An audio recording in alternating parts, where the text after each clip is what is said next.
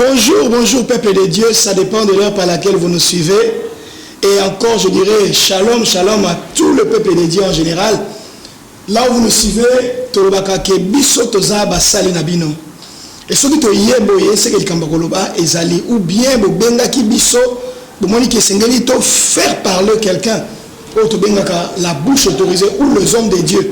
Voilà pourquoi aujourd'hui nous sommes là avec le l'éminent homme de Dieu. Te découvrir ou alors déjà avec l'écran Nabino, c'est le docteur Alain Guévé. Bonjour docteur. Bonjour pasteur. Merci. Donc comme téléspectateur radio télévision qui vous appelle Bazolandayo, Monique c'est pour la première fois où les canaux radio télévision qui vous appelle, impressionnant les années. Je suis tellement heureux de participer dans le studio Nabino et nous avons vraiment très émerveillé l'avancement de Moussala. Ok, merci. Ça encourage encore d'aller plus loin. Merci, pasteur. Alors, Balandia, le télévision qui nous appelle par rapport à Mituna Nabino, pour le téléphone, comment il est saturé. Donc, tout le monde qui est répondre, Naba, attente Nabino, Yango Tobenga qui, l'homme de Dieu, Obolandaka, Naba, média, Moussous, en ligne. Et bon, c'est là qui peut aller à la radio télévision qui nous appelle. Docteur Alain. Oui. Bananzambe, Baza, Komituna, puis Bate Belé, Baza, Komituna. De l'entrée des jeunes qui n'a pas période de au moins le 3 mois autozaki na problème où il y a confinement dit au Covid-19 église te remarqua que la chaîne de prière est comme saturée bananzambe ba comme ko sambela ebele c'était dire quoi? Premièrement on se va sambela par peur au banga. Ah bon? Et au kufa. Oh. Vamos fazer com sambela ou baser na vie de prière habituelle ba alimentaire. Vamos fazer com sambela parce que le mouvement est en masse, ba landi pe mouvement des autres. Ah bon? Donc il y a plusieurs raisons pour évoquer. Alors mais ce qui est important total à la suite na yango osuka ka tena mouvement mais continuité des autres là ça quel a été réellement le motif. Alors ce qui n'a landio bien na ko retenir que moko ya ba raison c'est que ba sambela mingi ezalaki la peur. Oui. Mais sur la banque liwa na Covid-19, tu as monsieur Kozalate? Oui, Kozala nango mais pour moi so ba c'est liwa wana kima. Ah. Tangaliwate. Tangaliwate. Exactement. Kima toujours liwa. So bazala ka mutu en personne mais na sûreté ba croiser na nzela. Exactement. Là on kima est toujours. D'accord. Oui.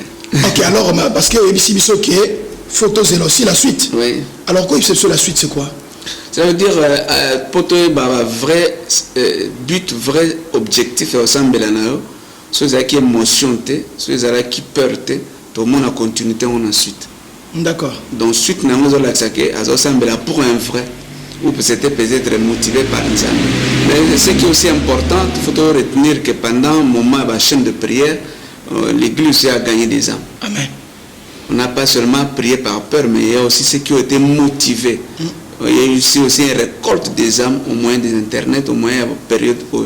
Donc il y a aussi un aspect positif, autrement souligner, que tu gagnes pas âme et belle, il y a qui nous a mis dans nzela ko banga na pe ba côté nzela nza. Gloire à Dieu, l'église est gagnée par âme et belle dans la période où il y a Covid-19.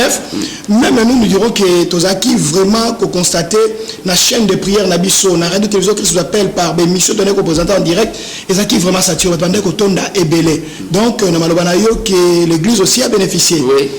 Il a gagné des âmes par rapport à la chaîne de prière Autosalaki. Deuxièmement, l'évangile a été prêché. Gloire à Dieu. Et moi, a moyen que va pas atteindre n'importe quel endroit, l'Ilobanza me komaki. Mais tu as pasteur que les lobes CP le gagné au moyen internet. Mais lobby carabino va pasteur, lobby l'équipe va pasteur, que internet c'est la magie. Bon, le grand problème il y a internet aux réseaux sociaux et en ango réseau internet il y a problème. Le problème c'est l'utilisateur. C'est le cas bon. Bon ça m'a bête mais pour moi ça utilisateur en bon. Utilisons on est. Utilisons on m'a beaucoup utiliser pe na malam. Internet pesa bon. Tu connais pas gagner ba ambo monya ngonde malam. Mais tant que gagner ba am te zaki magie, lelo magie longo to loba. Non, pour nanga ça magie, pour nanga ça un moyen de communication. Donc, ceux qui utilisent pour le bon, ça m'a bête. Mais nous sommes utilisés dans ma bête, comme magie, comme ma bête pour nous. Pour constater l'homme, sous ceux qui osent au courant, na Chine, Bissikawa, Pieza, épicentre, il y a pandémie au Covid-19, après le confinement, le monde a constaté ou le monde a enregistré un nombre élevé de divorces. C'est dû à quoi? Waouh, divorce c'est tellement important encore tellement et ça par rapport au comportement. Au fur et à mesure, certains caractères et batamak. Hypocrisie mais au fur et à mesure, vous avez colonie sur l'habitude. C'est habitude. Ah bon? Et un homme se pose la décision de l'autre mais habitude ne sont selon la mabé. Bon, le docteur nous a révélé que l'ennemi primaire, Yamutu, c'est l'habitude. C'est ça, non? Oui, au moins, le premier de 31 janvier, j'ai décision en heure, on a ça la bouille. Mais comme un mois de mai, elles ont la même vie. Parce que l'habitude est dominée, décision. Donc, on sait que tu vas divorcer, ça l'a ébélé. Parce que par rapport à notre comportement, vous avez caché l'hypocrisie, l'habitude, on a écouté, il y a qu'on se fréquenter à des fois, moi, respect, monsieur aussi là. Et qu'il y a divorce. Oui, parce que tout le monde bazarake non, akena nukuna na moi kiosque moko akende komela moi j mais na période de confinement moi obimezate tous les qui cachés comme révélé mais akoka pe ko kende basalango emporter alors mais là on ndako mais ba moi okende c'est que derrière ba bloko wana e bomba ki ba hypocrisie belé on boti ba divorce. À part ça aussi divorce aussi. Actuellement, c'est surtout dans le milieu chrétien, c'est un esprit. Sur le livre en Malachie, c'était aussi un grand problème à l'époque en Malachie. C'était le divorce. D'accord. Donc, c'est un problème aussi à traiter avec beaucoup de sérieux. Donc, ce sont des problèmes que Bandi Lelote, Bandakala. Et si le temps le permet, un jour, on viendra en parler en détail sur le divorce. La cause à divorce, la réalité à divorce, quelles sont les conséquences à divorce. Et voilà pourquoi j'insiste encore, livre à Malachie, des prêtres, des sacrificateurs aussi étaient livrés dans des divorces impossibles. Et nous avons rappelé toujours bazonga. Alors, déjà, tant banda qui ont été conséquences positives, parce que quand on parle de conséquences, tu belé mon akara oyamabe. Et ça, la critique, la critique, donc ça qui est déjà caca, à qui ne peut maillot. Non, pensez à ma benzoka, la critique positive, les alliés, le la conséquence positive. Et celle qui n'a pas que la période où les âmes aussi étaient gagnées. Alors, comment tout ça pour te conserver, âme auto gagner, na voix, il y a médias. Ton avoué à réseaux sociaux tout ça ndengeni parce que amsou bazami sika to kuta na bango ndengeni to ko diriger bango ndengeni na l'église et puis le lobo za sous na culture wana te que mon dino yo gagner pasteur o gagner o tinda que l'église mususu boza sous na petit wana te. Oui, ça a raison, mais ce qui est important, il faut les orienter dans une église locale pour l'encadrement. Mais soit tu as les réseaux sociaux, ils passent parce que l'église primitive sur l'Indie en moi ça moko ba pilier ça communion fraternelle. Na moyen internet on a communion on a vraiment mingité. Chaleur on est athée. Mais il faut qu'orienter batuna cadre moko église locale pour communion on est à la développer un peu de la vie chrétienne et pas à cola. Alors ceux qui n'ont pas comprendre dans l'âme que le noyau et la vie chrétienne est à suivi. Ouais. Parce que nous avons fait la suivi malgré ayambi Yesu mais so ça le suivi n'a été à occuper oui l'église voilà pourquoi c'est tellement important d'avoir une église locale il faut fréquenter pour aller la âme mais si quand on a besoin sur les pasteur qui aujourd'hui beaucoup de mes collègues belé na réseaux sociaux église à réseaux sociaux et fongwami et belé collègues auto ebaki avant zoua ma passe dit mais comme il partageait même les offrandes maintenant c'est ça pour la bonne cause pour l'évangélité à ma batoise à la gagner on dira amen et alléluia.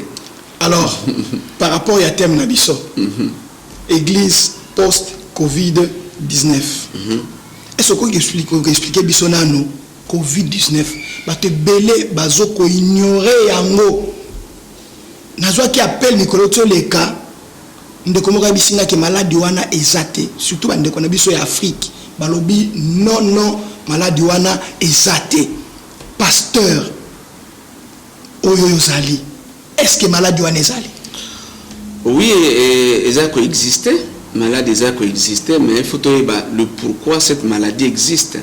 Ce qui est important, cette maladie ou virus a été créé pour deux choses importantes. Première chose, va créer un pour un peu vacciner. Donc, vaccin. C'est un objectif principal. Il y a deux choses. Il y a deux choses. Va créer les bisous vaccin. Deuxième, va créer objectif à vaccin, mais va créer les bisous maladie, va créer les bisous Internet 5G. Donc, va tout le monde 5G. Tant qu'on s'appelle en ayango, pour que ça ait un vaccin, on va créer les côté pour bang la maladie, ou bien yango Covid. Nous sommes un objectif dirigé pour vacciner, et ce vaccin est trop dangereux pour l'Église. Donc, vaccin, on est dans la conséquence. Tellement mais pasteur, Ozali, leader d'opinion, Ozali Moutou Oyo, Moussalo Sala, c'est l'apostolat, c'est le salut des âmes. Pour sauver les âmes, ce n'est pas seulement le prêcher la bonne nouvelle, nous doit recevoir Jésus-Christ comme Seigneur et Sauveur, tu peux orienter, il y a vie et sauver et paix, vie naturelle, tout cher, à la sauver. Par rapport au vaccin, au lobby, et ça dangereux. Au quoi il par prévention. Nous avons toujours partagé la pandémie, une préparation, ce n'est pas encore la grande chose. Ce sont des préparations des choses qui arrivent. Nous avons insisté encore. Et ça, la préparation des choses qui arrivent. Ça, ce n'est que le début. Donc l'Église doit vraiment prendre au sérieux les réalités actuelles. Donc, ça va pasteur. Donc, ça tout le monde. Nous devons construire la vie chrétienne. Parce que Makambo est plus pur que tout le monde. L'ennemi est en train de mettre des bases, des structures pour le contrôler Moutou. L'objectif est pour contrôler l'être humain comme un animal dans un parc. Donc partout où vous allez contrôler facilement. Et dans le vaccin sur l'année, vous avez une puce. Puce, vous avez la tablette, il faut Internet, ça veut dire la connecter. Ça veut dire avec cette puce-là, tu peux être connecté comme un appareil. Donc quand tu es connecté à l'Internet, on peut te contrôler facilement. Alors, ce qui au lobby wana na zongi mbalamoko Angola, les églises, tous les lieux de culte, ils sont confinés. Ce n'est pas l'église, parce que l'église est à apôtre Paul Azolo Babanzo, tout l'habitude de temple à Saint-Esprit, l'église de Dieu, c'est notre corps. Mais les églises, tous les lieux, les quatre murs, les lieux de culte, ils sont fermés, tout confinés. Mais l'État angolais a eu une décision que les églises, précisément la capitale Luanda, na Bengo, pardon, a décidé que l'église ne fonctionne pas. Et c'est l'État qui décide l'église n'y fonctionne pas et que fonctionne pas. Donc contrôle c'est comme ça la lienne à oui, le contrôle arrive plus mais on a reçu la bus de l'église. L'église doit avoir un mot sur la terre. Faiblesse dans il faut tout travailler pour l'émergence de l'église. Il faut que l'église s'émerge. L'église est comme la voix. Voix l'église yokana. Ceux qui voient l'église yokana, nous serons toujours subir les conséquences de la loi ou pas voter les bisous. Voix l'église yokana. Mais le pasteur, toute vérité n'est pas bonne à dire, mais en tout cas, il faut qu'on se le dise, pasteur. J'ai suivi l'un de vos collègues, je cite Denis Lessi, dans l'émission à confrère Moko, il dit des choses que le pasteur, Bolia Kambongo à l'État, et comment beaucoup faire écouter voix Nabino vis-à-vis à l'État, ce qui Bolia Kambongo na ye, la main qui donne, ils ont toujours la main oyo, ils ont recevoir pasteur. C'est ça, ils ont un naufrage, le monde il y a des pasteurs. Il y a des pasteurs aussi qui sont corrompus, ils sont dans le mal, ils sont dans la magie, dans l'occultisme. Ils partagent même loge avec les hommes politiques. Là, trop voilé fasté. On doit les dire en face. Maintenant. Non, moi, nous sommes dans les papa, au lobby, awake, et ça, on va partager ma loge, na donc, si tu ça bien. Parce que vraiment la poche au yoka, mais tu banane. Non, dans le sens que ceux qui basent na kati ya mokili wana mabe wana eza pasi ba dénoncer et le lot bossa le lot monter l'église de Christ aussi a des infiltrés au milieu de nous ba infiltrer na ba ko affaiblir biso ba ko pesa biso force. Donc l'église doit savoir qu'au milieu de nous il y a aussi des pasteurs infiltrés, des agents du diable qui travaillent pour nous affaiblir. Parce que ça se paye, ça soit combien? Non. Ça soit combien le baga entre nous? Non mais entre nous soit dit ceux qui sont alliés au quoi? Non, nazoate. Non, nazoate. Non, non, zuite mon cause. Non. Dans l'optique il faut tout vivre à l'époque là Élie. Élie était des hommes forts affrontés même l'État. Et l'État à l'époque Élie avait peur d'Élie. Pourquoi? Parce que imposa qui va valeur et un royaume. Mais le pasteur, quand tu es dans cette corruption, c'était impossible d'imposer une valeur du royaume. Au lieu de l'État banga l'église, aujourd'hui c'est l'église qui banga. Mais à l'époque Élie, c'était le roi qui avait peur d'Élie. Le roi avait peur d'Élie parce que présence Élie c'était le présent du jugement. Mais aujourd'hui non. Pourquoi? Parce que lié déjà à la table et à roi. Ah mais parce que Batamaïl la français balobi sozo liana ndoki fozana fourchette à moulaï mais bino c'est le contraire. Oui, ce dernier livre il y a Daniel a remarqué même des critères pour le roi a imposé qui va servir dans le palais. Et parmi Daniel a imposé conditions pour lier à la table et à roi parce que l'histoire du roi nous souille. Si les pasteurs sont conscients que l'occurrence où tu as politicien on les a souillé biso. Il ne faut pas le faire. Donc c'est que Belé si bakoué déjà. Baza suyer.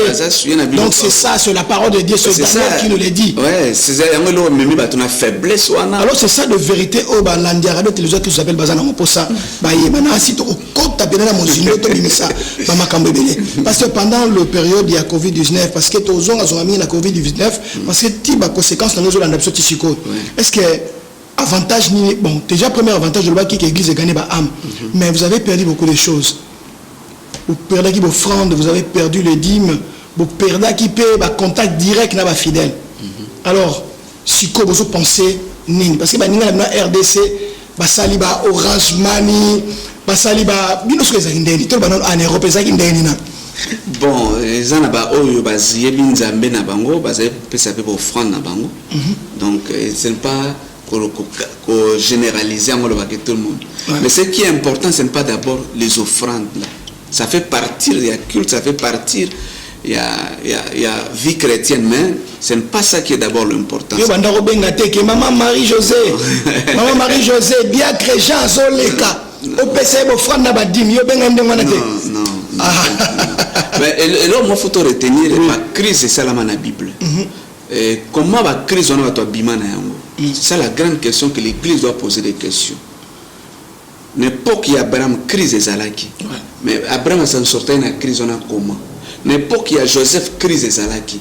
Mais s'en sortir dans la crise de Joseph en Égypte, crise des alaki.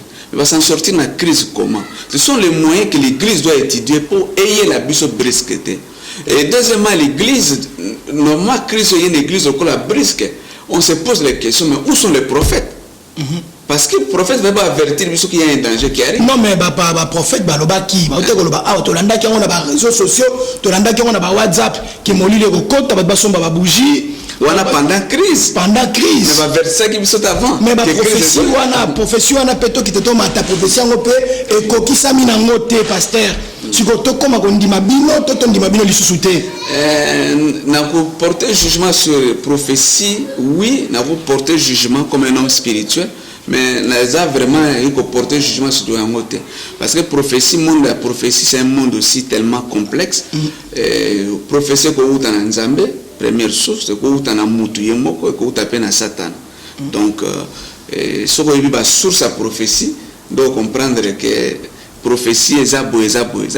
Mais tu es baka lisakolia solo na kokokisama na yango. Oui. Mais sikoyo ba ekotite. Le kolo lo bien yo mo tirer des conclusions. Mais na tirer conclusion ce que to loba nini batona bazaba faux. Non na lobi faux tenir lobi mais yo mo tirer des conclusions. Parce que kokisami wa pasteur ekokisamite. Donc na zone les locaux moins important bana nzamba retenir que quand on dit église Covid. Ça veut dire qu'il y avait un avant, il y a un après. Et un après. Ça veut dire après, il y a un cycle nouveau qui s'ouvre. Un cycle qui s'ouvre, qu'est-ce qu'il faut faire? Et pendant la crise, qu'est-ce qu'il faut faire? Si vous avez la crise d'époque, il y a Abraham. L'église, c'est un moment merveilleux. Il y a crise. Parce qu'à chaque crise, l'église a toujours été bénéficiaire. Parce que dans la crise, il y a une époque, il y a Abraham. Abraham a été en Égypte avec Bozu. Il y a un moment de transfert, il y a richesse. Quand la crise arrive, l'église doit savoir, c'est un moment où Dieu veut faire un transfert de richesse. Alors, Dieu veut faire le transfert de richesse. Agé chapitre 2. Tout simplement parce qu'elle a richesse. Sur la richesse, on a amema. L'église deviendra.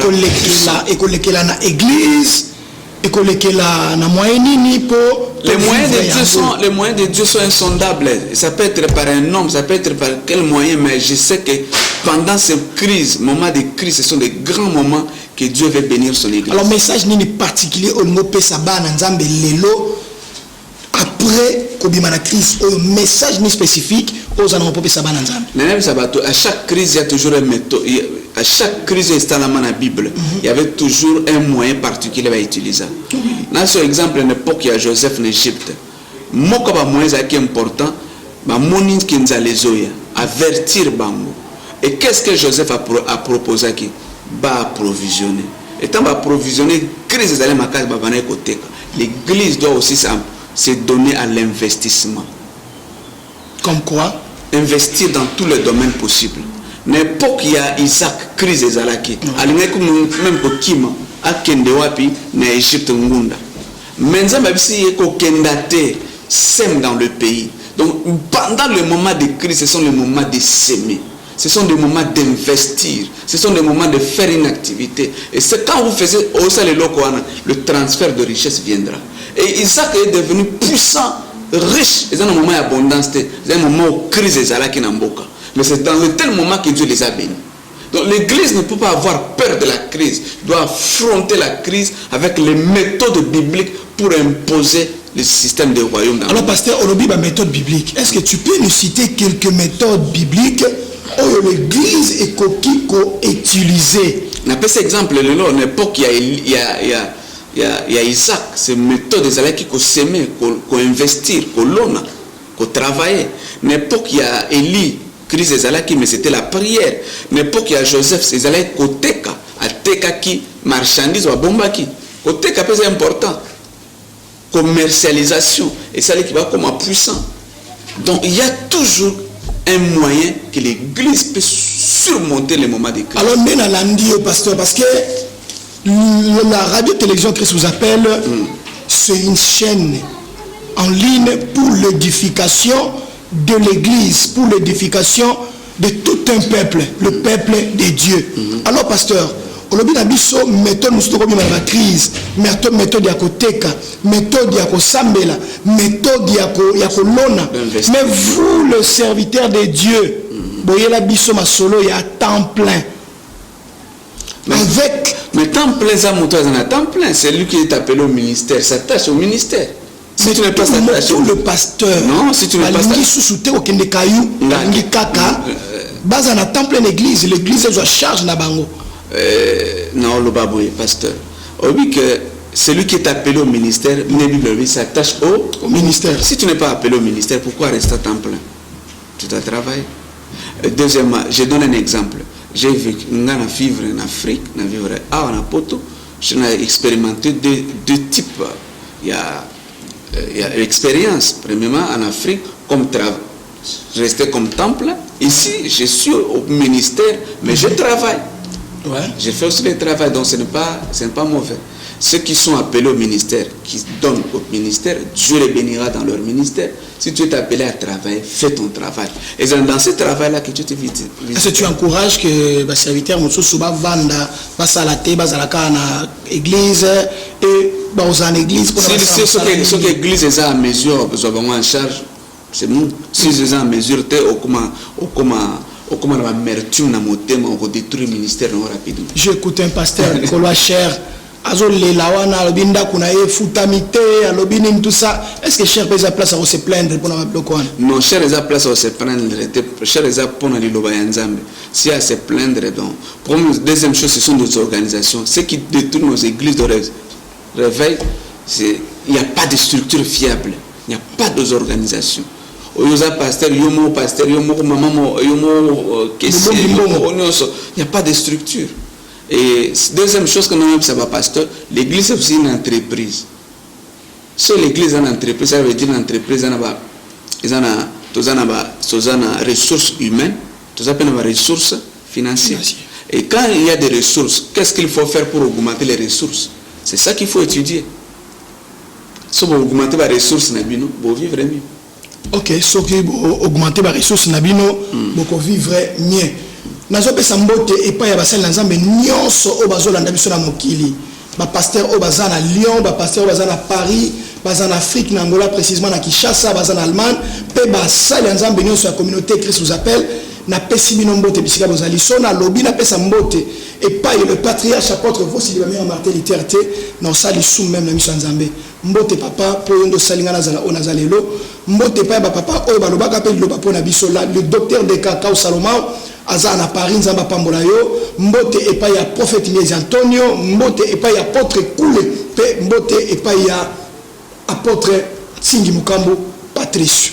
Tozongi na kati ya émission na biso, église zo penser nini après to bimi na Covid-19, to bimi na Égypte, to traverser mer Rouge, maintenant la église ezo préparer nini ponako koma na ba défi autozoa parce que na probi na papa tikana biso le romoko. Na période de confinement, les gens ont prié. Nzambe soki obikisi ngai. Nzambe soki na komi malade esilinga zwingate. Na kosala la yo c'est bien bon. Ba kosala ba ve pa Nzambe, mais ni to kosala pona babilaka nyoso yo Nzamba pesi biso na période wana. Na oyo biso moko pe to sala pa na Nzambe na période wana. Ni to kosala po ekoma réalité. Bon, on a pour le bamouké que la période où ce sont des événements rares. Il y a qu'un amour mini-mingité. En plus, ils ont séparé temps. Et on te le dit, église poste. Cela veut dire qu'il y a un temps avant et un temps après. On parlera toujours un temps avant et un temps après. D'accord. Et deuxième chose, dans le baboué, la solution à Covid, quand il y a des crises, la solution est à Christ, Jésus. La parole de Dieu. Quand ma Kotaki en Égypte, en Égypte, on allait Kotaki, mais il n'a été qu'à bleu. Bleu qui est l'image à farine, à chaque circonstance, à chaque problème, quelle que soit la grandeur et la crise, notre appui, notre solution, c'est dans la parole de Dieu. Mais qu'est-ce que l'Église peut faire par rapport à toutes ces promesses? Je vais dire à quelqu'un, il faut continuer à persévérer. Premier élément. Dieu t'a donné une promesse, n'est pas un homme pour mentir, il le réalisera. Tu dois continuer à persévérer dans cette voie. Deuxième chose, continuer à fréquenter l'église que tu fréquentais. Et continuer à croire à Dieu, continuer à croire à Dieu, continuer à pratiquer la parole de Dieu. Et tu vivras la parole réellement de Dieu dans ta vie. On ne peut pas parler, chanter la parole de Dieu sans vivre la parole de Dieu. Si nous voulons, on a besoin de vivre le résultat de la Bible. Il faut pratiquer la Bible. Ok. Donc, si nous voulons vivre le résultat de la Bible, j'insiste, il faut pratiquer la Bible. Ce qui te dit de vivre la réalité de la Bible et c'est de pratiquer la Bible. Alors voilà, bien dans le Seigneur, émission mais parce que nous avons constaté que dans l'Europe, parce que la réalité est toujours vivre, il y a beaucoup de rétrogrades. Les rétrogrades, ça est belé. Mais ils ont dit à quoi? Si tu trouves raison dans le soubassement, ni Seigneur pour éviter crise au papa. Il y a un verset bon, on s'appelle la Genèse. La Bible est sur Jacob. Dans la Genèse, est-ce que la régie va représenter le téléphone? Je crois. La Genèse. Parce que la Genèse est bandée. Genèse 45, verset 26. Genèse 45, 26. Autant pour la balle en Zambie, parce que les chrétiens adhérés, il faut vérifier les Écritures. Je répète, la nouvelle, Joseph vit encore. Ok. Papa le but autant dans le livre Genèse chapitre 45 verset 26. Genèse chapitre 45 verset 26. Ok pasteur? La version ils lui annoncèrent la nouvelle, Joseph vit encore. Et c'est même lui qui gouverne toute l'Égypte. Mais il ne réagit pas parce qu'il ne le croyait pas. Son esprit, le texte va lever, son esprit était toujours dans Nakulala. L'esprit de Joseph. De Jacob. De Jacob, pardon. Ici, il y a Jacob Maloba que Joseph a vivre. Joseph au Monaka Koufawan a vivre. Mais sur l'histoire à Jacob, tant aussi Joseph a Koufi, a eu une décision importante. Abi Tino ke Koufa, son cœur était toujours Yakulala. Ce qui est important dans le texte au local bosso, batwaza déçu dans l'église sur un comportement de pasteur, sur un comportement de ndimi, ndé va décevoir. Et même qu'on l'a imité. Donc les cœurs des gens sont endormis. Nous avons premièrement un travail à faire, le réveil du cœur. Ce n'est pas le réveil du cœur. Parce que la plupart, c'est le cœur maintenant qui est endormi. C'est ça. Il y a même l'histoire que ton fils Joseph a un bon mot. Mandimite moté metikale olala. Comment va être mutuno lingaka moi non na bon mot. Qu'est-ce que doit être ta réaction? Il faut une réaction de joie, mais il s'est resté toujours endormi son cœur. Ne croyez pas à ça. Joseph et Siakoufa. Biso comportement avec pasteur, comportement bandimi na mboka oyo ebomi mitema ya bato. Elalisi mitema ya bato. Même ata ba yebisi kuna bazote ya boy, mutazana suna joie na ya maliloba te suite à nos comportements, nos agissements. Mais élément important, tant à yoki que andimité, mais Joseph a envoyé des chars. Il y a des choses qui peuvent encore réveiller le cœur. Ouais. Il y a des choses qui peuvent réveiller le cœur. Ouais. Parce que parce que TV moko ba te délai. Il y a des choses qui peuvent réveiller. Au cause de la peut-être au coup fait le mouton le plus cher na vie na mon témoin na ko lala. Et c'est ngo ko perdre yango parce que mon témoin c'est le cause na ngo poste et kufiyo. So tali na avant de quelques solutions so tangi psaume 57 versets 8 à 9, c'est ça je crois. Le psaume 57. Psaume 57. Ouais. Le psaume 57. Parce que c'est un docteur qui nous parle, donc photos sur la Bible. Psaume 57. 57, psaume 57. Donc le réveil est on a expérimenté à mon avis au sentir que ton cœur est endormi. Mais on a poussé la mouka. Mon cœur est tranquille. Oh mon cœur, Dieu, mon cœur est tranquille. Dans le texte, mon cœur réveille-toi. La mouka moté manangai. Ça veut dire moté manangai ya olala. Ouais. Donc David a l'acception que moté manangai ya olala. Verset 9. Vite, éveille-toi, oh mon âme. Vite, éveille-toi, lutte et lire. Je vais réveiller l'aurore. Pour David, tellement que m'a Goliath, qui m'a Saoul plutôt, partout tellement de problème les cas qui est qu'on a attends si tu as 12 heures parce que son cœur était endormi.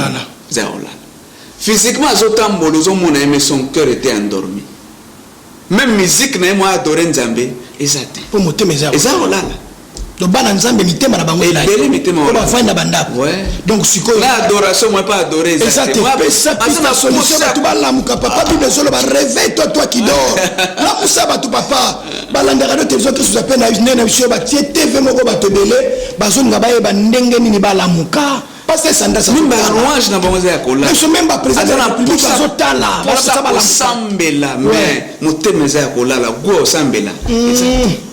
Azana poussa yemba mais moi yembe ate Parce que son cœur est endormi à cause de la déception, à cause des problèmes rencontrés, à cause de la à cause de tout ce qui l'entoure. Son cœur est en train de dormir. Maintenant, c'est le grand travail que le pasteur doit faire. Première chose, lorsque quand Jacob a moni bachar et outil Égypte, Joseph vit encore. Joseph vit encore. Pas moni bachar. Pas moni bile. Bachar ni Timba. Oh. La télévision qui s'appelle Bosépela parce que nous avons encore besoin des signes qui prouvent tout ce qui est malobate. On a besoin de la manifestation du surnaturel qui peut réveiller encore le cœur des gens. On a besoin encore des signes palpables. Na période de Covid-19, pasteur, tout ce qui est signe palpable, tout ce qui est tout comme on a fleuve à malobe, belé na ba église na biso, pas la litanie à maloba, mais il n'y a pas de résultats. Yoka makambu, yoka. On a besoin de signes qui prouvent que Dieu est encore là avec nous. Tant que Pierre a quitté la pêche, Jésus a landé. Qu'est-ce que Jésus a fait pour récupérer Pierre? Tant que Pierre a moni miracle moko impossible, bois qu'a filé, a moni ba signe, son cœur et son bien, il faut continuer. Il a mouki. Il a mouki. Tika kata yo, moté ma Pierre il a mouki, mais tika la kata yo. Tant que tu as un groupe de prière, parce que si tu as un groupe de prière, quand tu as un groupe de prière par docteur Alain, aux sambela, aux hommes on appelle que la chair de poule, aux sentir vraiment que on perdait un mobile. Bino, Bino, frère à groupe de prière. Bino, pasteur. Bino, berger. Bino, mandoté à Bissouang. Est-ce que vous perdez un mobile? Je vais poser ma question. Ni tous les ans, bien les aïeux. La chair de poule, aux prières.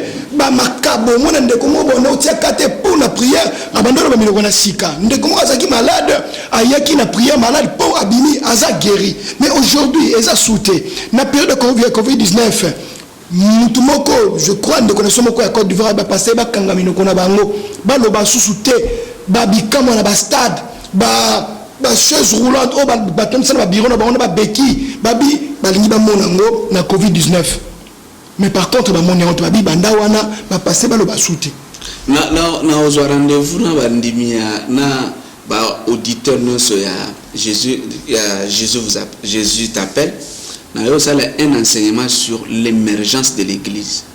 Moko makamozo détruire, il y a trop de fables que de prédications.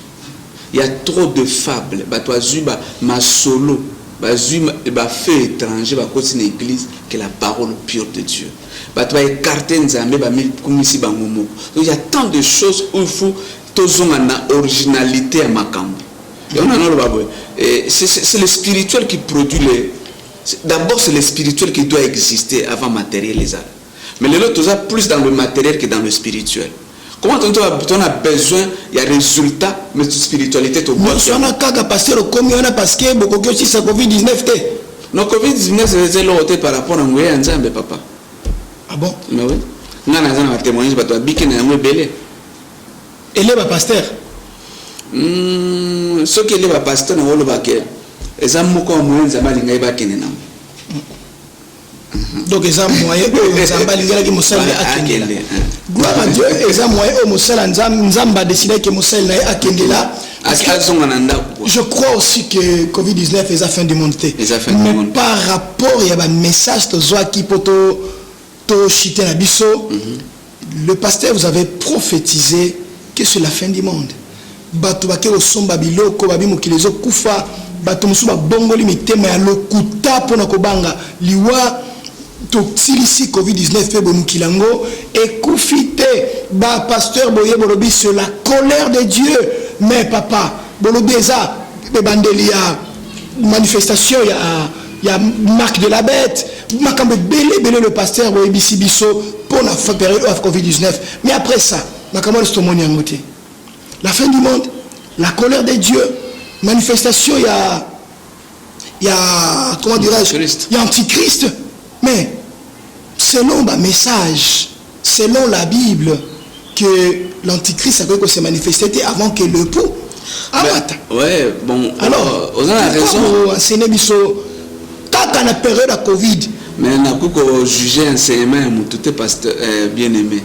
On a juger quelle a été sa motivation, qu'est-ce qui l'a poussé. Je ne peux pas venir juger cela. Mais le problème c'est ça, peu importe tout ce qui a été dit, mais c'est que nous devons savoir la crise est là qui est.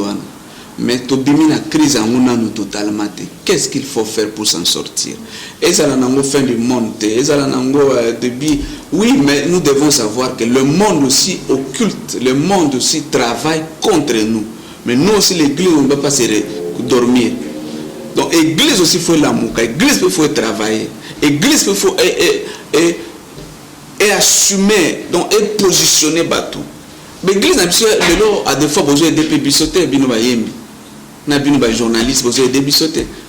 Bozo tchape biso na distraction biso des fois. Ba makambo bino mo bozo sala bombo pakolango et pas ya ba pandisango, n'est-ce pas pasteur? Donc le pasteur doit maintenant réveiller. Des fois makambo so ya pour réveiller conscience et réveiller bateau à comprendre vraie mission na bango ezani. On ne sommes pas appelés tout simplement au loba, mais nous avons une mission d'éduquer, de conduire les gens vers quelque part. Donc il faut comprendre il est pourquoi. Dieu l'a appelé pourquoi. Mais tout ce que est mais nous devons nous focaliser maintenant vers le futur. Donc c'est focaliser vers le futur. To comme na phase moko rubrique moto zaranango. De qui es-tu fils? Je suis le fils spirituel de l'apôtre Tambulukoki. L'apôtre Tambulukoki, Ignace. Oui. C'est vrai. C'est là que j'ai pris toutes les ABC de la Bible que j'ai appris. Tu es sûr? Oui, si tu l'appelles, tu vas... Parce que si awawa na radio télévision que vous appelle awal kambatembe zanarate. Je suis le fils spirituel. Téléphone à to bengi. Oui, je suis le fils spirituel de l'apôtre Tambulukoki qui sont un peu livre dans Obimisa Kalate. Au moment que j'ai mentionné son nom correctement. L'apôtre Ignace Tambulukoki. Oui. Papa Ngaba. Oui, Papa Wangaba. Papa Wangaba. Papa Wangaba. Alors Papa Wangaba. Alors si kaza to pesi mbote. Oui. Docteur Alongeve, ndengeni no bimela na la foi audacieuse. Na lipamboli atata ba benga na yo to keka tata yebita sutuki bozana poto. Non. J'ai passé toute ma vie en servant le Seigneur. Toute ma jeunesse, je l'ai consacrée au Seigneur, dans l'église audacieuse. Et tant on va s'embellir pour Nabusso, le temps est donc je suis toujours. La foi d'assises, ce n'est pas d'abord église caca. La foi d'assises, d'abord, c'est un style de vie. C'est un mode de vie. Donc, comme c'est un style de vie, je suis toujours dans la foi d'assises. Alors, vous avez pas mboli à la tête. Oui. Le manteau, vous en avez. Qu'est-ce que tu appelles manteau? Ngala tout nous. Ngala pose question. Ba mituna eza ya ngai biano eza ya yo. Manteau, je pense que manteau Élysée atika manteau pas Élysée tango kenda. Mais tango bozali susu mboka moko te. Non. Tango bozali sumboka moko te oye awa. Parce que vous représentez la porte tamboko. La foi d'assiette quand même. Toto le bibliquement parlant, non le na sentiment te, tout dans la Bible. Manteau Élysée zo ngotang Elia kenda. Tant que Elia Élysée a un droit manteau. Ok, donc la tata Zali, moi na aza héritier. Ok, alors balobi pe ke otambola kaka église ité kaka kozwa bandimia batu koza bango wapi bisika bozula bango bino bo place bozula bango na éviter muto zoloba ngala zoloba no makambo bazoloba ke bino boyebi place bozula bango.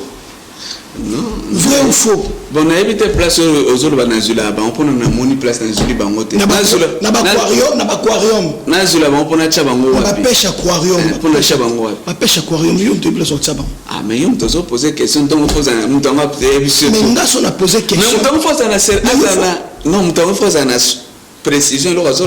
Bon, à lundi, à repérer la précision. Le la précision.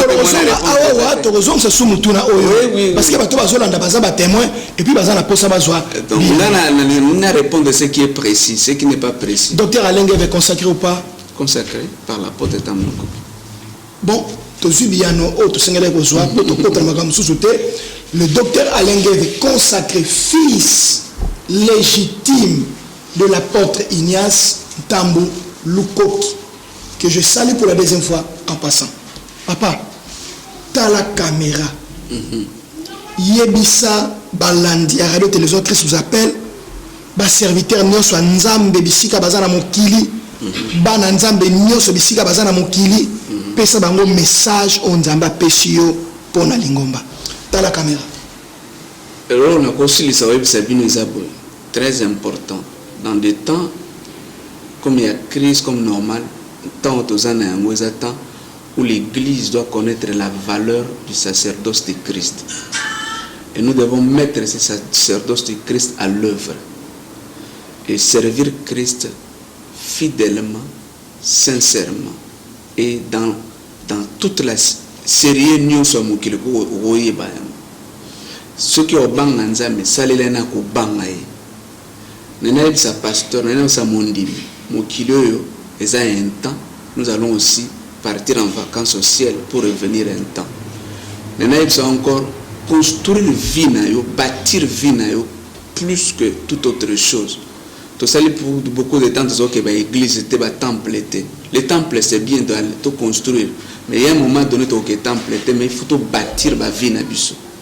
Tant que vous avez bateau, tant enlèvement au salam, au temple, au bateau que tu es. Donc tu dois comprendre le temps de construire et de bâtir ta vie d'une façon sérieuse.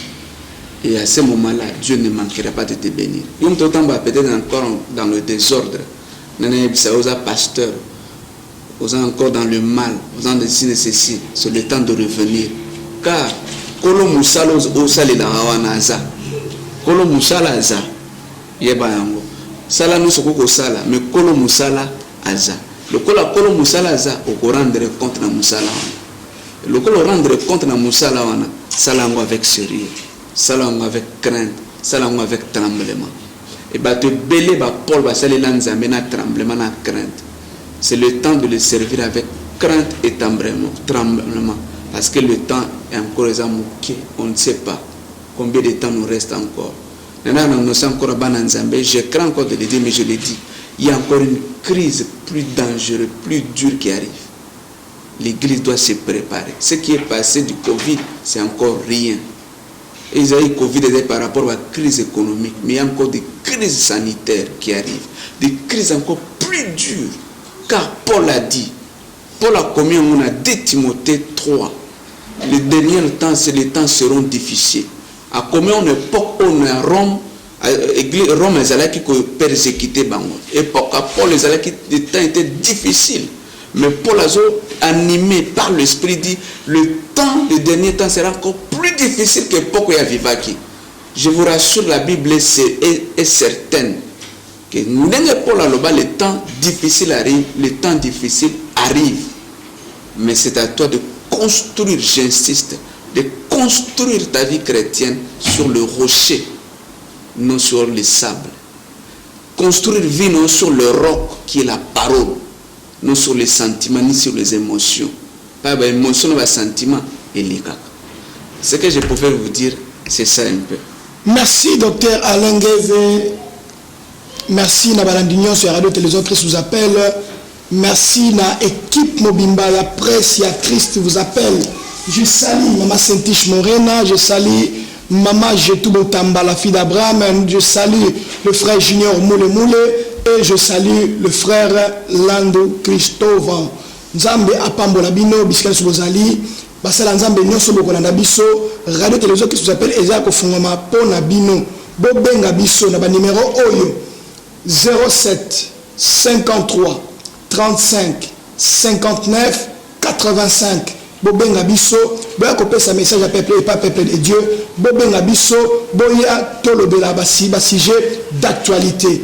Que le bon Dieu vous bénisse. Ce qui est soit umeli koya liwe kokikoya okende wapi nzamba pambola bino tosuki awa na mbala sima.